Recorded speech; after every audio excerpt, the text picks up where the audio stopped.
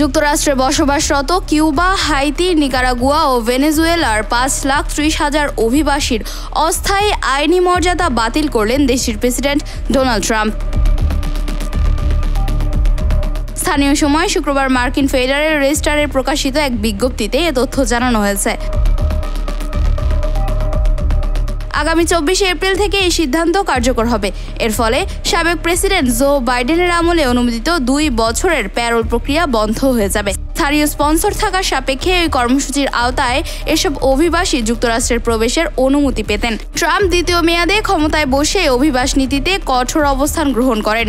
এরই মধ্যে দেশটিতে বসবাসরত অবৈধ অভিবাসীর রেকর্ড সংখ্যায় নির্বাসনে পাঠানোর পদক্ষেপ নিয়েছেন তিনি। ট্রাম্পের দাবি, সাবেক প্রেসিডেন্ট জো বাইডেনের চালু করা এসব প্যারোল কর্মসূচি যুক্তরাষ্ট্রের ফেডারেল আইন লঙ্ঘন করেছে। এজন্য তিনি 20 জানুয়ারি এক নির্বাহী আদেশের মাধ্যমে এসব কর্মসূচি বাতিলের নির্দেশ দেন।